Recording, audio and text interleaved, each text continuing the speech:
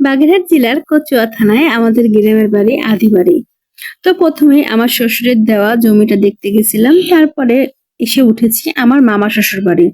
তো সেখান থেকে দুপুরে খাওয়া দাওয়া করে এখন বিকালে বেরিয়ে পড়েছি আমার বাবার ভিটায়। দাদু বাড়ি ঢুকতে প্রথমেই মসজিদ, আর মসজিদের সাথেই ঘুমিয়ে আছে আমার মা, বড় আপু, দাদু, দাদি আরো অনেকে। সবাইকে দেখে কবর জিয়ারত করে তবে দাদু বাড়ির ভিতরে ঢুকেছি। অনেক বড় একটা এরিয়া নিয়ে আমার দাদু বাড়ি, আর এখানে অনেকগুলা শরিক থাকে। আমার আব্বার চাচাতো ভাইরা অনেকেই থাকে এখানে। এই যে বিল্ডিংটা, এটাই হচ্ছে আমার দাদুর ভিটা ছিল। তো আমার দাদুরও কাঠের বাড়ি ছিল।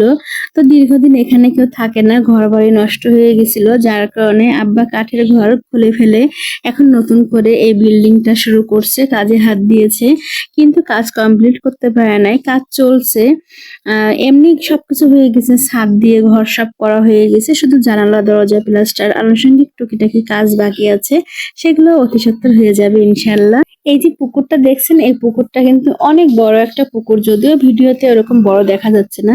এই পুকুরটা শরিকি পুকুর, সবার ভাগ এখানে রয়েছে। আর এখন চলে এসেছি আমাদের এই বাগানটায়। এই বাগানটা বিশাল বড় একটা বাগান, ছোটবেলার অনেক স্মৃতি এখানে আমার জড়িয়ে আছে। তো দাদু বাড়ি এসে বললাম চলো আমরা একটু বাগানে যাব।